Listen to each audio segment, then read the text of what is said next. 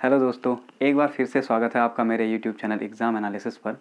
तो आज की वीडियो में हम लोग देखने वाले हैं देवनागरी लिपि के बारे में, जिसमें हम लोग देखेंगे देवनागरी लिपि की उत्पत्ति या उसका उद्भव कैसे हुआ, विकास कैसे हुआ, क्या उसकी विशेषताएं हैं और कैसा स्वरूप है, तो इसके बारे में अध्ययन करेंगे।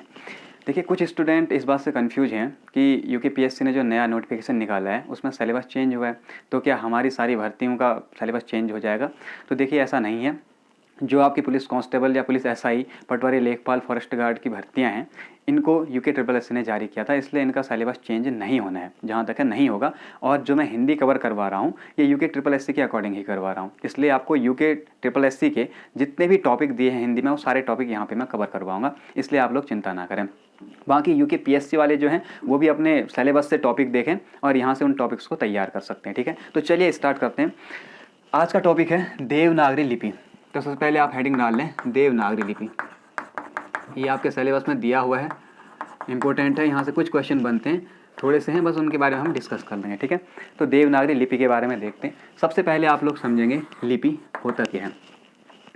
तो देखिए, प्रीवियस वीडियोस में हम लोग डिस्कस कर चुके हैं कि मनुष्य ने अपने विचारों को अभिव्यक्त करने के लिए बहुत से माध्यमों का प्रयोग किया। उन्हीं में से एक माध्यम था ध्वनि। लेकिन दिक्कत ये थी कि ध्वनि के द्वारा जो भी विचार अभिव्यक्त किए जा रहे थे उन्हें स्पष्टतः समझ नहीं पा रहे थे लोग। ठीक है, यानी कि उनका स्पष्ट जो है उन्हें समझ पाना थोड़ा सा टफ था। इसीलिए इस ध्वनि को क्या किया, मनुष्य ने एक रूप दिया, एक आकार दिया, और ध्वनि के उस रूप को कहा जाता है आपका वर्ण। ये हम पहले डिस्कस कर चुके हैं। ठीक, तो अब क्या है कि मनुष्य ने इन्हीं वर्णों को लिखने के लिए या फिर इन वर्णों का लेखन करने के लिए, ताकि स्थायित्व आ जाए इसमें, तो इन वर्णों को लिखने के लिए जिन प्रतीक चिन्हों का प्रयोग किया गया, उन्हीं प्रतीक चिन्हों को कहा जाता है लिपि। तो आप लोग ऐसा कह सकते हैं कि मनुष्य द्वारा व्यक्त वाणी या मनुष्य की ध्वनि को लिखने के लिए जिन प्रतीक चिन्हों का प्रयोग किया जाता है, उन्हीं प्रतीक चिन्हों को लिपि कहा जाता है। ठीक है, या फिर वर्णों का लिखित रूप लिपि कहलाता है। ठीक, देखते हैं देवनागरी लिपि के विकास के बारे में। तो अब हेडिंग डालने सीधे देवनागरी लिपि का विकास। देवनागरी लिपि कैसे विकसित हुई इसको देखते हैं। तो देखिए, अगर हम प्राचीन भारत की बात करें तो हम पाते हैं कि प्राचीन भारत में मुख्यतः 3 प्रकार की लिपियां प्रचलन में थी। उनके हमें कुछ साक्ष्य मिले को, तो उनके अस्तित्व का, जिनसे हमें पता चला है। ठीक है, तो प्राचीन भारत में हमें 3 प्रकार की लिपियों के साक्ष्य मिलते हैं। कौन कौन सी हैं 3 लिपियाँ? पहली थी आपकी सिंधु घाटी की लिपि, आप लोग पूरा लिखें इसे, सिंधु घाटी की लिपि। ठीक है, दूसरी लिपि जिसके साक्ष्य हमें मिले हैं वो थी आपकी खरोष्ठी लिपि, और तीसरी जिसके साक्ष्य हमें मिलते हैं वो थी ब्राह्मी लिपि। तो प्राचीन भारत के संदर्भ में 3 प्रकार की लिपियां भारत में प्रचलित थी। ठीक, इनके साक्ष्य कहाँ से मिले अगर इसकी बात करें तो सबसे पहले सिंधु घाटी की लिपि।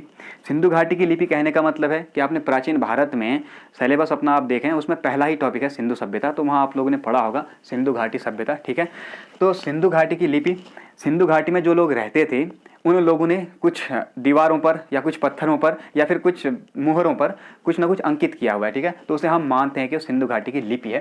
तो इसके प्रमाण कहाँ से मिलते हैं? पहला आपका हड़प्पा, जो कि सिंधु सभ्यता का खोजा गया पहला स्थल है और जिसके आधार पर इसका नाम हड़प्पा सभ्यता रखा गया। ठीक है, दूसरा मोहनजोदड़ो, जो यहाँ का एक सबसे बड़ा नगर था। तो ये 2 जगह हैं जहाँ से हमें सिंधु घाटी की लिपि की साक्ष्य मिलते हैं। लेकिन सिंधु घाटी की जो लिपि थी ये अभी तक पढ़ी नहीं गई है। कारण क्या है?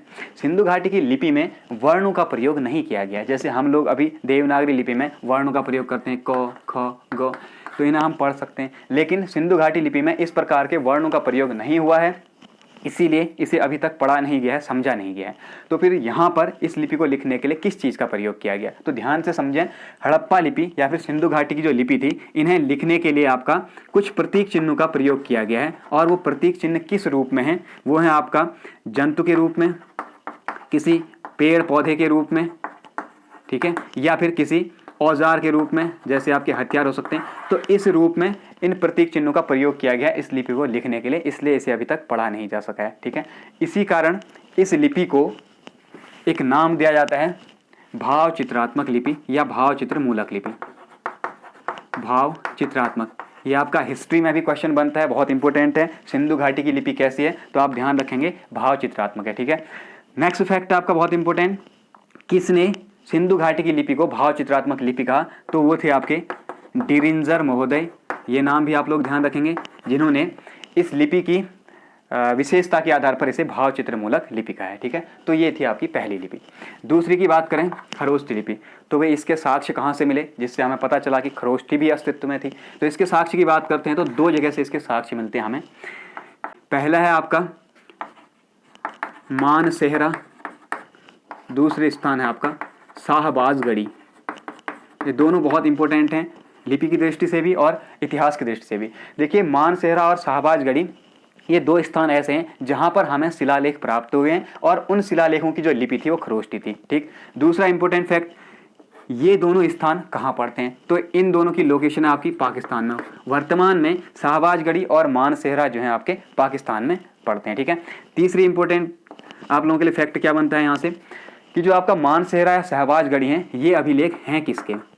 तो भारत में जो सबसे पहले अभिलेख मिले हैं और भारत में सर्वाधिक जो अभिलेख मिले हैं वो आप लोग जानते हैं अशोक के मिले हुए हैं। तो ये भी किसके अभिलेख हैं? आपके अशोक महान के। ठीक है, यानी कि जो सम्राट अशोक था, मौर्य वंश का एक शासक, इसके अभिलेख हैं मानसेहरा और शाहबाजगढ़ी से प्राप्त, जो कि पाकिस्तान में भी पड़ता है। और ये किस भाषा में लिखे हैं, सॉरी किस लिपि में लिखे हैं? खरोष्ठी लिपि में लिखे गए हैं। ठीक है, तो ये भी आप लोगों ने ध्यान रखना है। नेक्स्ट, खरोष्ठी लिपि के अगर हम स्वरूप की बात करते हैं तो जो आपकी खरोष्ठी लिपि है इसका पहला इंपॉर्टेंट फैक्ट कि ये लिपि दाएं से बाएं लिखी जाती है। अर्थात जैसे हमने अभी मोहनजोदड़ो लिखा हुआ है, ये बाएं से दाएं ओर लिखा हुआ है, ये बाएं साइड है और ये दाएं साइड है, तो बाएं से दाएं हम लोग लिखते हैं वर्तमान में। लेकिन ये जो खरोष्ठी लिपि थी ये दाएं से बाएं लिखी जाती थी, यानी कि उल्टी टाइप की। ठीक है, लेकिन एक चीज़ ध्यान रखेंगे, अगर लेख एक पंक्ति से ज़्यादा का हुआ तो ऐसी कंडीशन में पहली पंक्ति आपकी दाएं से बाएं लिखी जाएगी और अगली पंक्ति फिर बाएं से दाएं, फिर उसके बाद अगली, फिर दाएं से बाएं। तो इस तरीके से ये चलता था इसका स्वरूप। ठीक है, नेक्स्ट, अगर हम इसमें वर्णों की बात करें तो अभी तक जो ज्ञात वर्ण हैं इनमें वर्णों की संख्या बताई जाती है आपकी 37। इसमें से आपका 32 जो हैं वो थे आपके व्यंजन और 5 जो वर्ण हैं वो हैं आपके स्वर। ठीक है, तो एक खरोष्ठी लिपि का स्वरूप था। तो ये खरोष्ठी और सिंधु घाटी की लिपि के प्राचीनतम साक्ष्य हैं, लेकिन इन दोनों ही लिपियों का हमारी देवनागरी लिपि से कोई संबंध नहीं है, इसलिए हम इनके बारे में ज़्यादा अध्ययन नहीं करते हैं। ठीक है, थर्ड देखते हैं हम ब्राह्मी लिपि, जिससे आपका देवनागरी लिपि विकसित हुई। तो सबसे पहली बात यही कर लेते हैं कि ब्राह्मी लिपि के सबसे प्राचीनतम उपलब्ध प्रमाण कौन से हैं? तो सबसे प्राचीनतम 2 प्रमाण इसके मिलते हैं हमें। पहला, यूपी के सिद्धार्थनगर जिले का एक स्थान है पिपरहवा, यहाँ से एक शिलालेख मिला है। ये कहाँ पड़ता है? आपका सिद्धार्थनगर यूपी में। ठीक है, ये आप ध्यान रखेंगे। दूसरा, एक और हमें शिलालेख मिलता है बड़ेली से, और ये बड़ेली स्थान पड़ता है आपका अजमेर राजस्थान में। ठीक है, तो अजमेर का बड़ेली। तो ये 2 शिलालेख, पिपरहवा का शिलालेख और बड़ेली का शिलालेख, ब्राह्मी लिपि के प्राचीनतम साक्ष्य उपलब्ध कराते हैं। ठीक है, तो इससे हमें पता चलता है कि भाई इस समय पर आपका ब्राह्मी लिपि प्रचलन में थी। और ये समय कौन सा था? ये समय था आपका 500 ईसा पूर्व से 300 ईसा पूर्व के आसपास का। ठीक है, तो 500 ईसा पूर्व से 300 ईसा पूर्व के आसपास आपका जो ब्राह्मी लिपि थी ये प्रचलन में थी, यहाँ से पता चला। अब हम देख लेते हैं इस देवनागरी लिपि का विकास कैसे हुआ। ठीक है, तो नेक्स्ट हेडिंग डाल लें, देवनागरी लिपि का विकास। तो देखिए, सबसे पहले आपने कहा कि ब्राह्मी लिपि, क्योंकि सिंधु घाटी की लिपि और खरोष्ठी लिपि इनका संबंध देवनागरी से नहीं है, तो हम लोग ब्राह्मी की बात करेंगे। तो सबसे पहले आपका जो ब्राह्मी लिपि थी, ब्राह्मी लिपि के जो प्राचीनतम प्रमाण मिले हैं ये मिले हैं आपके 500 ईसा पूर्व से 300 ईसा पूर्व के आसपास के। ठीक है, तो अर्थात हम ये कह सकते हैं, यहाँ से एक इंपॉर्टेंट पॉइंट आपसे पूछा जा सकता है कि 500 ईसा पूर्व से 300 ईसा पूर्व वह समय था जब ब्राह्मी लिपि सर्वत्र प्रचलित थी। तो आपसे क्वेश्चन यहाँ से बन सकता है कि प्राचीन समय में 500 ईसा पूर्व से 300 ईसा पूर्व के मध्य कौन सी लिपि सर्वत्र प्रचलित थी? तो आपकी है ब्राह्मी लिपि। ठीक है, अर्थात जो भी लिखावट होती थी इसी लिपि में होती थी। इसके बाद आपका यहाँ से चलते चलते गुप्त काल तक, गुप्त काल आते आते, ठीक है, किस काल में? गुप्त काल तक ये इसी रूप में चलते रही, अपना विकास करते रही। लेकिन गुप्त काल में इसकी 2 धाराएं बन गई, क्योंकि इसका प्रयोग करने वाले बहुत सारे लोग हो गए। केवल उत्तर भारत में इसका विकास हुआ तो उत्तर भारत में ही प्रयोग नहीं हुआ, दक्षिण भारत तक भी ये गई। ठीक है, तो इस वजह से गुप्त काल आते आते इसका जैसे जैसे प्रयोग बढ़ा तो क्षेत्र का भी विस्तार हुआ, इसलिए दो भागों में बांटी, उत्तरी ब्राह्मी और दक्षिणी ब्राह्मी। ठीक है, अब देखिए जो दक्षिणी ब्राह्मी है, दक्षिणी ब्राह्मी लिपि का प्रयोग दक्षिणी भारतीय भाषाओं के लेखन में किया गया, जो कि आपकी हैं जैसे तमिल है, ठीक है, तेलुगु है, कन्नड़ है या फिर मलयालम है, ये दक्षिण भारतीय भाषाएं हैं। तो इनके लेखन में दक्षिणी ब्राह्मी का प्रयोग किया गया, इसीलिए देवनागरी का इससे भी कोई संबंध नहीं है। तो हमारी देवनागरी के लिए बचती क्या है? उत्तरी ब्राह्मी। तो हम इसी का विकास आगे पढ़ेंगे। तो देखिए गुप्त काल आते आते गुप्त काल में क्या हुआ, इसका प्रयोग ज़्यादा होने की वजह से ये उत्तरी ब्राह्मी और दक्षिणी ब्राह्मी में बंट गई, क्या? ब्राह्मी लिपि। अब इसके बाद गुप्त काल में इसका भरपूर प्रयोग हुआ, ठीक है, यानी कि गुप्त काल की जो मुख्य लिपि थी वो उत्तरी ब्राह्मी ही रही। इसीलिए हम कह सकते हैं कि उत्तरी ब्राह्मी का जो काल होगा वो गुप्त काल होगा, अर्थात तीसरी चौथी सदी, लगभग तीसरी चौथी शताब्दी। ठीक है, ये इसका मेन प्रयोग का काल था। इसके बाद जब गुप्त काल समाप्त हुआ तो फिर उसके बाद के समय में उत्तरी ब्राह्मी लिपि को एक नया नाम दिया गया, आपका गुप्त लिपि। क्यों दिया गया आप लोग समझ सकते हैं, क्योंकि गुप्त काल में सर्वाधिक प्रयोग होने वाली जो लिपि थी वो यही ब्राह्मी लिपि थी, उत्तरी ब्राह्मी, इसीलिए इस लिपि को गुप्त लिपि कह दिया गया। ठीक है, इसका जो समय पीरियड आता है ये आता है आपका चौथी से पाँचवीं सदी, चौथी पाँचवीं शताब्दी। गुप्त लिपि के बाद इस लिपि में बहुत सारी रचनाएं हुई, साहित्यिक धार्मिक रचनाएं। ठीक है, इसीलिए इस लिपि को आपका एक नया नाम दिया गया छठी शताब्दी के आसपास, सिद्ध मातृका लिपि। तो छठवीं शताब्दी में इस लिपि का नाम हो गया आपका सिद्ध मातृका। इसके बाद 8वीं 9वीं शताब्दी के आसपास आते आते जो सिद्ध मातृका लिपि में प्रयोग होने वाले वर्ण थे उन वर्णों को सजावट के लिए बहुत ही घुमा फिरा कर लिखा जाने लगा। जैसे आपका अगर क लिखना है तो कुछ इस तरीके से, ठीक है, जैसे ख लिखना है तो ये है, ग लिखना है तो आपका जैसे आपका ऐसे ही र लिखना है, ये इस तरीके से घुमा के जो वर्ण थे वक्राकार वर्ण यहाँ पर लिखे जाने लगे। तो इन्हीं वक्राकार वर्णों के कारण ही जो सिद्ध मातृका लिपि थी इसे 8वीं 9वीं शताब्दी के आसपास एक नया नाम दिया गया, कुटिला लिपि। तो इसे नाम दिया गया कुटिला। ठीक है, और इसका समय क्या था आपका 8वीं 9वीं सदी। ये समय बहुत ज़्यादा इंपॉर्टेंट है, ध्यान में रखेंगे आप लोग। इसके बाद कुटिला लिपि से 9वीं शताब्दी के बाद जो लिपि डेवलप हुई इसे कहा गया आपका प्राचीन नागरी। इसका कारण क्या था आगे हम डिस्कस करेंगे, ठीक है, कि नागरी नाम क्यों पड़ा कुटिल लिपि का। तो प्राचीन नागरी, और इसका समय क्या होगा 8वीं 9वीं सदी। 8वीं 9वीं सदी में कुटिल लिपि विकसित हो गई। कुटिल लिपि से अब 8वीं 9वीं शताब्दी में जब प्राचीन नागरी बनी तो इसका समय चलता है आपका 9वीं से लेकर लगभग 12वीं सदी तक। ठीक है, 9वीं से 12वीं तक। और 12वीं सदी के बाद जो लिपि अस्तित्व में आई उसी लिपि को नाम दिया जाता है आपका देवनागरी। तो देवनागरी का जो समय होगा ये होगा 12वीं शताब्दी के बाद, 12वीं सदी के बाद। ठीक है, तो ये है आपका देवनागरी लिपि का विकास क्रम। कहाँ से शुरू हुई? ब्राह्मी से, यानी कि देवनागरी की जननी कौन है? ब्राह्मी लिपि। ब्राह्मी से आपका गुप्त काल में उत्तरी और दक्षिणी ब्राह्मी दो लिपियां बनी। दक्षिणी ब्राह्मी तो दक्षिणी भारतीय भाषाओं की लिपि रही, लेकिन उत्तरी ब्राह्मी लिपि आपका गुप्त काल में सर्वाधिक प्रयोग होने के कारण चौथी पांचवीं शताब्दी में गुप्त लिपि के नाम से जाने जाने लगी। ठीक है, इसी गुप्त लिपि में बहुत सारी धार्मिक साहित्यिक रचनाएं भी हुई, तो इसे सिद्ध मातृका कहा गया 6वीं शताब्दी में। और सिद्ध मातृका लिपि के जो अक्षर थे उनको वक्राकार होने के कारण इसे नाम दिया गया कुटिला लिपि 8वीं 9वीं सदी में। इसके बाद कुटिला लिपि का जो प्रयोग था ये गुजरात के नागर ब्राह्मणों ने सबसे पहले किया था, और नागर ब्राह्मणों में प्रचलित होने की वजह से ही इस कुटिला लिपि को प्राचीन नागरी नाम दिया गया। 9वीं से 12वीं सदी तक इसका काल आता है, और इसके बाद इसे देवनागरी नाम दे दिया जाता है 12वीं सदी में, क्योंकि ये लिपि बहुत ज़्यादा विकसित हो चुकी थी। ठीक है, तो ये देवनागरी लिपि का विकास क्रम है। अब यहाँ से दो टाइप के क्वेश्चन आपके बनते हैं, देवनागरी लिपि का विकास किससे हुआ? अगर आपको ऑप्शन में ब्राह्मी या फिर आपका इनमें से कोई और कुटिला सब मिलते हैं तब आप कुटिला के साथ ही जाएंगे। लेकिन अगर आपके ऑप्शन में देवनागरी लिपि का विकास पूछा जा रहा है और कुटिला वहाँ पर ऑप्शन नहीं है तब आप ब्राह्मी के साथ ही जाएंगे। ठीक है, तो ये चीज़ ध्यान रखें, इसे ऐसे ही नोट कर लें, सबका काल जरूर याद रखें।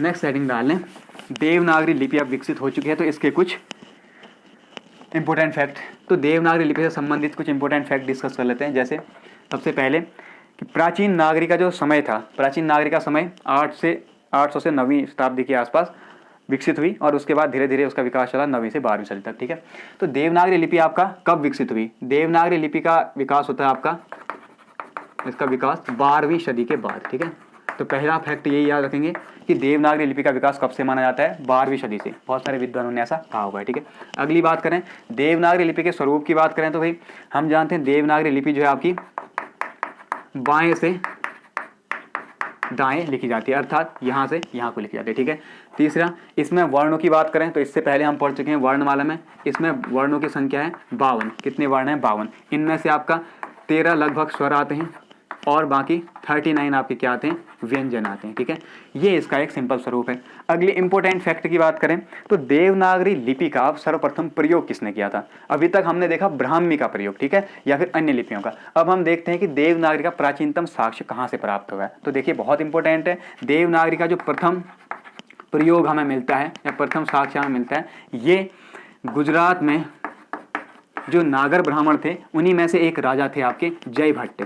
तो गुजरात के राजा जयभट्ट के शिलालेख से हमें देवनागरी, जो आधुनिक देवनागरी है, इसका प्रथम प्रयोग मिलता है और इसका समय आता है आपका 8वीं 9वीं सदी।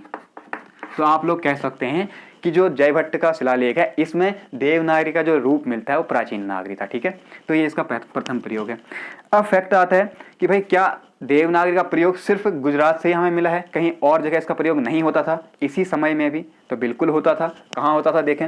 दूसरा अगर हम प्रयोग की बात करें तो महाराष्ट्र में आपके राष्ट्रकूट शासक जो थे इन्होंने भी देवनागरी का प्रयोग किया है। इसी प्रकार तीसरा देखें, दक्षिण भारत में मध्यकाल में आप लोगों ने देखा, अगर आपने हिस्ट्री पढ़ ली है तो दक्षिण भारत में मध्यकाल में एकमात्र हिंदू राज्य जो कि सबसे बड़ा हिंदू राज्य था वो है विजयनगर साम्राज्य। तो विजयनगर साम्राज्य की भी जो लिपि थी वो देवनागरी थी। ठीक है, लेकिन ये बात अलग है कि इन अलग अलग जगहों पर देवनागरी लिपि को अलग अलग नामों से जाना जाता था। जैसे जो आपका गुजरात है, गुजरात में तो ये देवनागरी के नाम से ही जानी जाती थी, लेकिन राष्ट्रकूट जो कि महाराष्ट्र में रहते थे इस लिपि को बोलते थे बालबोध। आपसे सीधा क्वेश्चन बन सकता है कि देवनागरी लिपि को महाराष्ट्र क्षेत्र में किस नाम से जाना जाता था? बालबोध। विजयनगर साम्राज्य में देवनागरी लिपि को कहा गया है नंदी नागरी। इसी प्रकार आपके गुजरात में आचार्य विनोबा भावे ने इस लिपि को एक नया नाम दिया है, क्या? लोकनागरी। ठीक है, लोगों के द्वारा प्रयोग होने के कारण लोकनागरी। आचार्य विनोबा भावे इन्होंने ये नाम दिया हुआ है। ठीक, इसी प्रकार जो आपका बाद का समय आया 12वीं सदी के बाद का समय, उसमें देवनागरी लिपि में बहुत सारे वेद पुराणों ग्रंथों की रचना हुई, इसलिए इसे एक और नाम दिया जाता है ग्रंथम लिपि। तो ये 4 इंपॉर्टेंट नाम हैं आपके देवनागरी लिपि के। ठीक है, तो ये देवनागरी लिपि के कुछ संबंधित फैक्ट हैं, महत्वपूर्ण फैक्ट। ठीक है, इसे भी नोट करें आप। नेक्स्ट हेडिंग डालें। देवनागरी लिपि में आपने इतना सब देख लिया, तो अब ये भी देख लेते हैं कि देवनागरी लिपि पर वर्तमान में इसका क्या अस्तित्व है, या वर्तमान में देवनागरी लिपि किसके लिए प्रयोग हो रही है। तो अगर हम वर्तमान स्वरूप देखें इसका, वर्तमान स्वरूप, तो वर्तमान में आपकी देवनागरी लिपि बहुत सारी भाषाओं के लिए यूज होती है। इनमें से आप कैसे ध्यान रखेंगे कि एक तो आपको हमेशा पता ही रहेगी हिंदी। हिंदी की लिपि क्या है? देवनागरी। अगर हम हिंदी की बात करें तो इसकी लिपि क्या है? देवनागरी है। तो इसके अलावा और कौन सी भाषाओं की लिपि देवनागरी है, ये याद रखना बहुत ज़्यादा इंपॉर्टेंट है, क्योंकि क्वेश्चन एग्जाम में पहले भी बन चुका है, आगे भी बनेगा। ठीक, हिंदी की जननी संस्कृत भाषा सभी लोग जानते हैं, तो इसकी भी लिपि क्या है? देवनागरी है। इसके अलावा नेपाली और मराठी, ये भाषाएं ऐसी हैं जिनकी लिपि देवनागरी है। ठीक है, इनके अलावा ये तो मेन भाषाएं हैं, इनके अलावा भी कुछ भाषाएं हैं जिनमें देवनागरी का प्रयोग होता है। जैसे अगर मैं बात करूं सिंधी भाषा जो है, इसमें भी आपका देवनागरी लिपि प्रयोग होती है, लेकिन साथ ही साथ अरबी लिपि भी यहाँ पर प्रयोग होती है। तो देवनागरी प्लस अरबी दोनों का ही प्रयोग मिलता है। ये भारत की एकमात्र ऐसी भाषा है जिसमें देवनागरी और अरबी दोनों ही भाषाओं का, दोनों ही लिपियों का प्रयोग मिलता है। ठीक है, इसके अलावा अगर आप अन्य भाषाएं देखते हैं, जैसे आपने कहा पंजाबी, तो पंजाबी की लिपि है आपकी गुरुमुखी। ठीक है, ये चीज़ें आप लोग ध्यान में रखेंगे, इसे नोट कर लेंगे। ऐसे एक आता है आपका गुजराती। ठीक, गुजराती के साथ कन्फ्यूजन होता है। देखिए मराठी और गुजराती, मराठी की तो लिपि आपकी देवनागरी है, ठीक है, लेकिन गुजराती की लिपि देवनागरी नहीं है। हालांकि देवनागरी से विकसित जरूर है, देवनागरी में इसका प्रभाव भी दिखाई देता है, लेकिन ये देवनागरी लिपि नहीं है, इनकी अपनी लिपि होती है आपकी गुजराती लिपि। ठीक, ये बात भी आप लोग ध्यान में रखेंगे। इसी प्रकार अंग्रेजी की लिपि, अंग्रेजी भाषा का प्रचलन भी इंडिया में मिलता है, तो अंग्रेजी की लिपि है आपकी रोमन। ठीक है, ये ध्यान में रखें। तो ये कुछ भाषाएं हैं, आप लोग ऐसे ही करके टेबल बनाएंगे, भाषाएं और उनकी लिपियां। इनमें से आप लोग मेन ये ध्यान रखेंगे जो देवनागरी में लिखी जाती हैं। हिंदी, संस्कृत, नेपाली, मराठी और सिंधी को भी देवनागरी में लिखा जाता है, लेकिन अरबी में भी इसे लिखा जाता है। ठीक है, तो ये कुछ भाषाएं हैं जिनकी आपकी लिपियां पूछी जाती है एग्जाम में। अब हमने कहा कि भाई देवनागरी लिपि में कुछ अन्य लिपियों का प्रभाव भी दिखाई देता है, तो नेक्स्ट हेडिंग डाल लें, देवनागरी पर अन्य लिपियों का प्रभाव। आप लोग पूरी हेडिंग डालें, देवनागरी पर अन्य लिपियों का प्रभाव। ठीक है, तो कौन कौन सी लिपियां हैं जिनका प्रभाव, या कौन कौन सी भाषाएं हैं जिनका प्रभाव देवनागरी पर दिखाई देता है। पहला आपका फारसी लिपि, अरबी फारसी। ठीक है, तो अरबी फारसी लिपि का प्रभाव देवनागरी पर साफ साफ दिखाई देता है। कैसे हम लोग समझते हैं, इसके लिए हिंदी में या देवनागरी लिपि में जब कोई वर्ण लिखा जाता है तो उसमें नुक्ता की व्यवस्था की गई है। ठीक है, नुक्ता लगाया जाता है, अर्थात अगर हम एग्जाम्पल की बात करें तो जैसे क, ख, इसके नीचे नुक्ता लगा दिया। ठीक है, ग, ज, फ, ये 5 वर्ण हैं हिंदी वर्णमाला में जिन्हें नीचे नुक्ता लगाकर प्रयोग किया जाता है। तो ये जो नुक्ता है ये किसकी विशेषता है, फारसी लिपि की। तो हम कह सकते हैं कि फारसी लिपि का प्रभाव देवनागरी पर दिखाई देता है। ठीक है, इसी प्रकार नेक्स्ट अगली बात करें तो रोमन लिपि का प्रभाव भी देवनागरी पर दिखाई देता है साफ साफ। कैसे हम लोग पहचानते हैं, इसके लिए व्यवस्था है आपकी अर्ध चंद्र बिंदु की, अर्ध चंद्र बिंदु। एग्जाम्पल से समझेंगे आप लोग, इसका एग्जाम्पल जैसे ये हमने लिख दिया। ठीक है, इसमें अगर हम ये लगाकर ऐसा कर दें तो ये हो गया आपका चंद्र यानी कि चांद, और ये हो गया आपका बिंदु, चंद्र बिंदु। लेकिन इस बिंदु को हटा दें तो ये हो गया अर्धचंद्र। ठीक है, तो अर्धचंद्राकार आकृति यहाँ पर मिलती है जिसको हम अ उच्चारित करते हैं। इसका प्रयोग कहाँ किया जाता है, रोमन भाषा के यानी कि अंग्रेजी भाषा के शब्दों को लिखने में, जैसे डॉक्टर, जैसे आपका कॉलेज, ठीक है, या फिर आप लोग कह सकते हैं हॉस्पिटल। तो यहाँ पर आप लोग देखते हैं कि अर्धचंद्र बिंदु का प्रयोग किया जाता है, तो रोमन लिपि का प्रभाव। इसी प्रकार बांग्ला लिपि का भी प्रभाव देवनागरी पर दिखाई देता है। तो बांग्ला का क्या प्रभाव पड़ेगा भाई, बांग्ला लिपि जो है वो देवनागरी से ही विकसित मानी जाती है। ठीक है, लेकिन इस लिपि का प्रभाव देवनागरी पर दिखाई देता है। बांग्ला लिपि का जो प्रभाव है ये दिखाई देता है चौकोर लेखन के रूप में। ठीक है, वर्णों का चौकोर लेखन, जैसे मैंने क लिखा ऐसे लिख दिया। ठीक है, तो इस प्रकार का अगर हम कोई वर्ण लिख रहे हैं तो हम कह सकते हैं वो बांग्ला लिपि का प्रभाव है। ठीक, इसी प्रकार चौथी इंपॉर्टेंट गुजराती लिपि, ये बहुत ज़्यादा कन्फ्यूजन करती है। तो देखिए इसकी मैं जो बैकग्राउंड स्टोरी है वो आप लोगों को बता देता हूँ। ऐसा है कि गुजराती जो लिपि थी वो देवनागरी से ही विकसित मानी जाती है। देवनागरी लिपि के ही वर्णों को उठाकर क्या किया, उसमें थोड़ा सा परिवर्तन करके उसे गुजराती लिपि बना दिया गया। तो गुजराती भाषा की अपनी लिपि है गुजराती लिपि, वो देवनागरी नहीं है, लेकिन उसका विकास देवनागरी से ही हुआ है। ठीक है, अब इसका विकास देवनागरी से हुआ है, इसलिए इसके कुछ गुण देवनागरी ने अपनाए हैं। जैसे हमने जो भी ये लिखा हुआ है इसमें हम देखें शिरोरेखा रहित लेखन, अर्थात हमने बताया था कि देवनागरी में वर्णों की जो विशेषता है वो ये है, इनमें शिरोरेखा लगी होती है। ठीक है, और बहुत से वर्णों में खड़ी पाई भी होती है। तो ये शिरोरेखा है, अभी हमने लिखा शिरोरेखा रहित लेखन, इसके ऊपर शिरोरेखा नहीं लगी है। तो जो ये शिरोरेखा रहित लेखन है एक गुजराती लिपि की विशेषता है, लेकिन क्या होता है देवनागरी में समय को बचाने के लिए शिरोरेखा को हटा दिया जाता है। तो ये किसका प्रभाव है, गुजराती लिपि का। ठीक है, तो इस प्रकार आप कह सकते हैं कि देवनागरी लिपि में अन्य बहुत सारी लिपियों का प्रभाव पड़ा हुआ है। तो ये हमने देखा देवनागरी लिपि का प्रभाव। अब हम देखेंगे देवनागरी लिपि की विशेषताएं, यानी कि देवनागरी लिपि पे गुण और दोष क्या क्या हैं, इस पे क्या विशेषताएं हैं जो इसको अन्य भाषाओं से, अन्य लिपियों से अलग बनाती है, और इसमें क्या कमियां हैं और उनमें किस प्रकार सुधार किया गया, लेकिन वो हम देखेंगे अगली वीडियो में। तो आज की वीडियो में इतना ही। आई होप कि आप लोगों को वीडियोज पसंद आ रही होंगी और आप लोग उसका पूरा फ़ायदा उठा रहे होंगे। थोड़ा सा लाइट की समस्या की वजह से 2 दिन से वीडियो नहीं आ पाई थी, लेकिन अब मैं प्रयास करूंगा कि लगातार आपके लिए वीडियो जाएं और जल्द से जल्द आपका हिंदी का सिलेबस जो है ख़त्म किया जाए। ठीक है, तो मिलते हैं नेक्स्ट वीडियो में। अपना ध्यान रखिए, बहुत अच्छे से पढ़ाई कीजिए। Thank you.